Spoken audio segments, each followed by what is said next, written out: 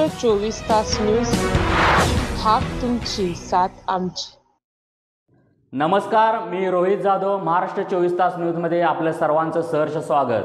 पाहूयाच्या ठळक घडामोडी। 19 मार्चच्या मुंबईच्या आंदोलनाच्या पार्श्वभूमीवर बुलढाणा पोलिसांनी मला 149 ची नोटीस दिलेली आहे। वास्तविक पाहता अशा नोटिसांची मला सवय आहे। माझ्या घराचे कपाटाचे कपाट अशा नोटिसांनी भरलेले आहेत। आम्ही काय चुकीचं करतोय? आमचं म्हणणं एवढंच आहे की सरकारनं कर्जमाफीचं आश्वासन दिलं होतं ते पूर्ण केलं पाहिजे। आज शेतकरी सगळ्या बाजूने अडचणीत सापडलेला आहे। कर्जमुक्ती करणं शेतकऱ्यांसाठी अनिवार्य आहे आणि तो आमचा अधिकार आहे। सरकारच्या चुकीच्या धोरणामुळेच आमच्यावर कर्ज झालेलं आहे। जेव्हा पिकलं तेव्हा लुटलं, आता देणं घेणं फिटलं, त्यामुळे आम्ही तुमचं देणं लागत नाही अशी आमची भूमिका आहे। सोयाबीन कापसाला भाव नसल्यामुळे प्रति क्विंटल 3000 रुपये भाव फरक दिला पाहिजे। हक्काचा पीक विमा आम्हाला शेतकऱ्यांना 2023 पासून रखडलेला दिला पाहिजे।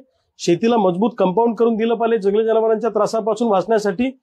त्याचबरोबर धानाला, कांद्याला आणि दुधाला अनुदान दिलं पाहिजे अशी मागणी आहे।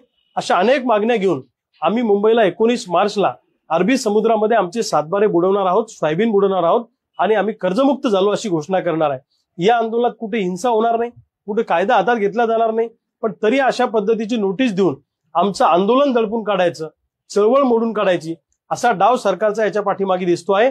अशा नोटिसांना आम्ही भीक घालत नाही।